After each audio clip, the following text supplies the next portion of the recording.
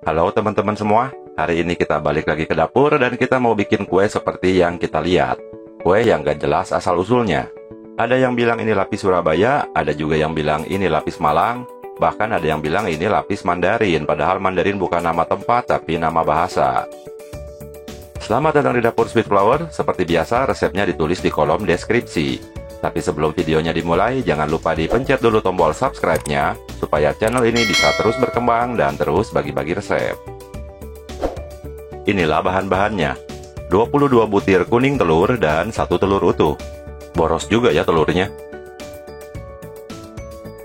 Selanjutnya 150 gram butter. Gak usah butter semua, bisa dimix pakai margarin separuh-separuh gitu. 70 ml minyak sayur,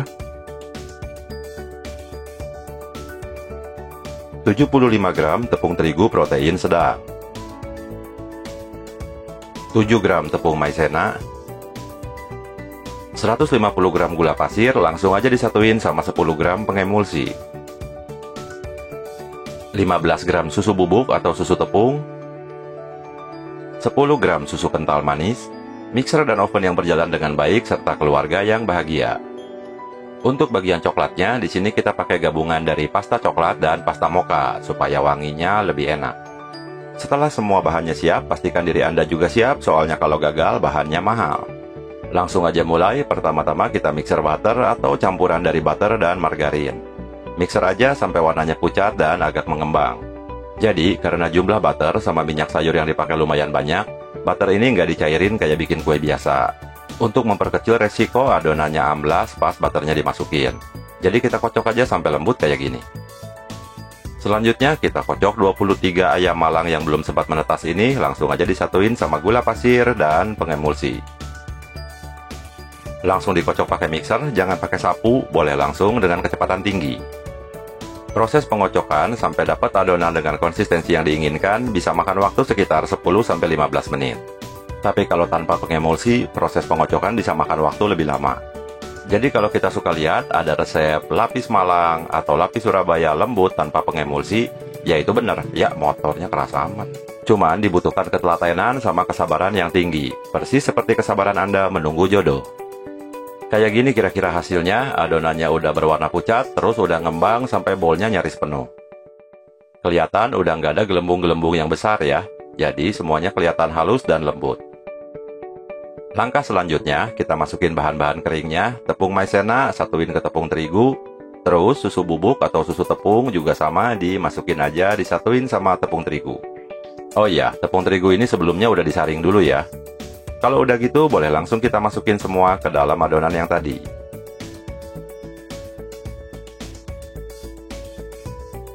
Langkah selanjutnya, kita aduk pakai spatula, asal semuanya kecampur aja. Jadi nanti pas di mixer, tepung terigunya nggak berterbangan ke muka dan nggak bikin anggota keluarga kita kaget karena ada pocong lepas lagi berdiri di dapur. Konsistensi adonan ini lumayan kental, jadi ngaduknya juga lumayan pegal. Sabar aja ya, pelan-pelan, nggak usah pakai tenaga dalam. Kalau semuanya udah kecampur rata, boleh kita mixer pakai kecepatan rendah aja, supaya semuanya benar-benar kecampur rata dan adonannya nanti bakal kelihatan kinclong.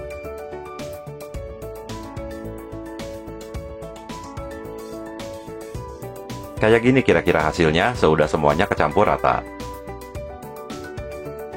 Aduk-aduk yang tidak berfaedah supaya kelihatan gaya aja terus. Nah, kelihatan kayak gini konsistensi adonan yang kita inginkan. Selanjutnya kita masukin minyak sayur. Minyak sayur ini nanti fungsinya bakal bikin kuenya lebih moist dan lebih moist. Kalau misalnya orang kaya pengen pakai butter semua, ya boleh, nanti kuenya juga lembut kok tetap, tapi moistnya jadi nggak bertahan lama. Aduk pelan-pelan dengan teknik folding atau teknik aduk balik.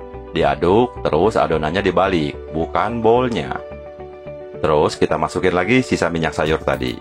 Jadi, jangan masukin bahan liquid secara tiba-tiba ke dalam adonan. Soalnya berpotensi bikin adonannya jadi kolaps alias bantat. Aduk lagi pelan-pelan sampai semuanya kecampur rata. Kayak gini kira-kira hasil dan konsistensinya. Terakhir, kita masukin hasil kocokan butter atau campuran margarin dan butter yang di awal tadi.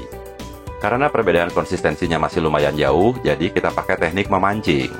memancing masalah. Fungsinya buat mendekatkan konsistensi kedua adonan, jadi nanti pas disatuin lebih gampang ngaduknya. Jadi, buat kalian yang susah bersatu, boleh cobalah dipancing-pancing. Pancing apa sih? Kalau pancingannya udah berhasil, maksudnya kalau udah rata, kita boleh masukin langsung ke adonan utamanya. Langsung aja diaduk dengan teknik balik putar, aduk balik, ya itulah. Sampai semuanya kecampur rata dan teksturnya juga tetap halus dan lembut. Kayak gini kira-kira hasilnya, sudah semua kecampur rata. Sip, udah mantap. Sekarang kita bagi dua adonannya sama rata. Pakai bowl yang tadi bekas butter aja supaya nggak banyak cucian. Udah dibagi dua kayak gini, sekarang kita mau bikin adonan yang coklat. Pakai coklat pasta dan pasta mocha. Jumlahnya sih sesuai selera aja, tapi yang pasti coklat pastanya lebih banyak dari mocha pasta. Kurang lebih 2:1. Kita pakai pasta mocha buat memperkuat aroma di bagian coklatnya. Jadi, aromanya nggak cuma coklat aja, tapi ada samar-samar aroma kopi gitu. Kok nggak pakai cocoa powder atau coklat bubuk? Bukannya cocoa powder lebih enak? Betul, tapi di sisi lain, cocoa powder itu memiliki sifat diuretik yang berarti menyerap kelembaban yang lumayan ekstrim. Kalau udah, kita langsung siapin 2 loyang berukuran 20x20 dengan tinggi sekitar 6 cm. Jangan lupa dialasi pakai baking paper, terus dioles pakai margarin putih. Atau kita biasa kalau ke toko bahan kue bilangnya mentega putih. Mungkin ada teman-teman yang masih bingung apa bedanya margarin sama mentega. Kalau margarin, bahan dasarnya adalah lemak nabati. Dengan kata lain, margarin itu mirip minyak sayur yang dipadatkan. Sementara mentega terbuat dari lemak susu, atau biasa bahasa kerennya disebut butter. Kalau yang terbuat dari lemak jenuh yang ada di tubuh kita, namanya penyakit. Adonannya udah dimasukin semua ke dalam loyang, boleh digeprek-geprek sedikit loyangnya supaya kalau ada gelembung bisa keluar. Langsung kita masukin ke dalam oven yang panasnya udah stabil di suhu 170 derajat, dengan waktu sekitar 30-35 menit. Pakai api bawah aja ya. Untuk ngetes tingkat kematangannya, nggak usah ditusuk-tusuk pakai tusuk sate atau tusuk gigi atau linggis. Cukup disentuh aja bagian atasnya, kalau udah kerasa set, udah nggak ada bergelinjang-gelinjang, dan udah nggak kerasa liquidnya, berarti udah bisa diangkat. Kalau udah kerasa set, tapi warnanya belum golden brown, baru boleh dinyalain api atasnya sekitar 1 menit aja, asal dapat warna yang kayak gini. Kalau ovennya nggak ada setelan api atas, tinggal dipindah aja ke rak bagian atas. Kalau ovennya masih nggak ada api atas terus nggak ada rak atas juga, itu namanya microwave. Oke, keluarin dari oven, terus kita langsung lepasin aja dari loyangnya. Dilepasin pas masih panas, supaya nanti kalau kuenya mengalami sedikit penyusutan, penyusutannya itu rata, nggak jadi gede di bawah kuenya. Tapi harus hati-hati, karena kue yang masih panas, gampang rusak, nah akan ketimpa. Untung selamat. Keluarin juga kue yang coklatnya. Kalau ngelepasin kue dari pinggiran loyang kayak gini, pakai benda yang tipis tapi jangan tajam kayak pisau ya. Nanti loyangnya cepat rusak. Seperti apa yang saya alami di dapur Sweet Flower ini. Loyangnya pada jebol. Nah, yang coklat ini baking papernya malah langsung lepas, nempel di loyangnya. Lepasin baking papernya, terus nanti kita bakal balik kuenya. Karena kalau kuenya dibiarkan dingin dalam keadaan terbalik, ada kemungkinan kulitnya nanti bakal nempel di cooling tray. Jadi kita balikin lagi ya. Kayak gini caranya nih. Profesional, untung nggak jatuh.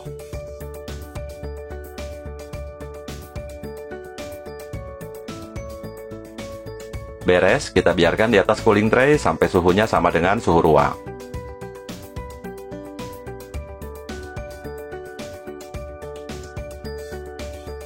Kalau suhunya udah dingin, kita tinggal nyatuin kuenya dengan naruh selai di antaranya. Selainya sih bebas. Di sini saya pakai selai strawberry dicampur buah lobi-lobi. Seperti apa buah lobi-lobi? Nggak tahu. Yang pasti sih rasanya asem. Sebaiknya pilih selai yang ada acidity-nya atau ada rasa asemnya, supaya kuenya nggak jadi enek. Oles selai merata, nggak perlu tebel-tebel ya, karena fungsinya cuma buat nempelin. Kalau selainya ketebelan, bukan nempel, malah ngelosor. Tumpuk kue yang satu di atasnya dengan rapi dan jadi. Ini dia hasilnya kue lapis Surabaya atau lapis Malang atau lapis apapun yang enak dan lembut. Ternyata videonya belum beres. Supaya tampilannya lebih menarik dan lebih bagus, kita trimming bagian pinggirnya. Potong tipis-tipis saja supaya bagian dalamnya terekspos. Jadi ada kontras warna yang cantik. Jangan terlalu tebal motongnya karena rugi. Ini dia hasilnya, kue lapis dengan tekstur yang lembut, empuk, moist, dan yang pasti rasanya mantap. Kalau mau disimpan, simpan di tempat yang tertutup rapat dan di dalam lemari es. Kue ini bisa bertahan lebih dari 1 minggu di dalam lemari es selama di rumah Anda tidak ada piranha-piranha kelaparan cemilan. Tapi sepengalaman saya sih biasanya 2 hari doang. Karena sekali nyoba pasti langsung nagih. Narkoba aja butuh berkali-kali ya supaya nagih. Lihatlah tekstur dan sponsnya yang luar binasa ini. Sponsnya padat, lembut, dan elastis. Mari kita potong-potong sebagaimana mestinya dan pamer lagi. Sombong bener ya. Ya, sebelum kaya, sombongnya dulu aja lah. Ayo, siapa yang nonton tengah malam pasti pada ngiler.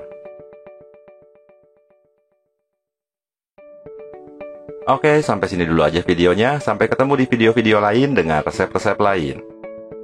Jangan lupa dipencet tombol langganan, terus di like, terus dibagikan, terus di komen. Follow juga Instagramnya di sini.